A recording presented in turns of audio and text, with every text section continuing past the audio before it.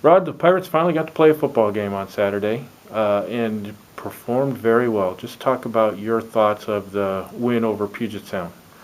Well, I think first, just really had so much fun. Enjoyed watching our guys playing and doing what they love to do, and they just had so much joy. It was really refreshing. You forget how special game day is, and that was a real clear reminder of that. Secondly, I was really impressed with their focus. Going into the game without a scrimmage, without so many other things, they played so cleanly. They didn't have penalties. They didn't have turnovers. They didn't have people not out where they were supposed to be. I think it's, again, real tribute to them and their focus and just excitement to be at game day.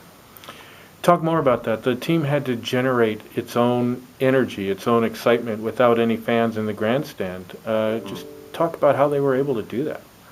Well, I think because of the circumstances and it being something we haven't had in so long, that joy of just playing and competing was so high that I think that helped compensate without having the Pirate Nation there, because we love playing in front of our fans in the Pine Bowl. But I think if it was Game 7 in a normal season, it would have been a little bit different than first time in 456 days putting on the pads and hitting somebody else. Now you guys are going to get on buses and travel west and go over and play PLU. Talk about some of the logistics involved in that, in the current circumstances, and just talk about what challenges the Loose will present. Yeah.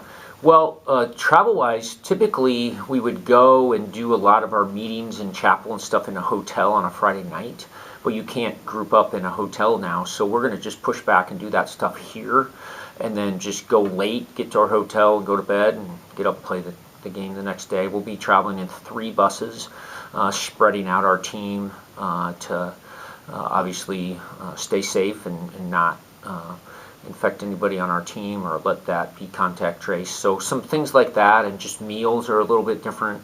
And then as far as playing the game Saturday, our first road trip in a long time, so very excited about that, see how our team responds to playing on the road. If you look at the first 2 games of this season, the home team has won both times. So obviously we want that trend to not continue when we go on the road this week.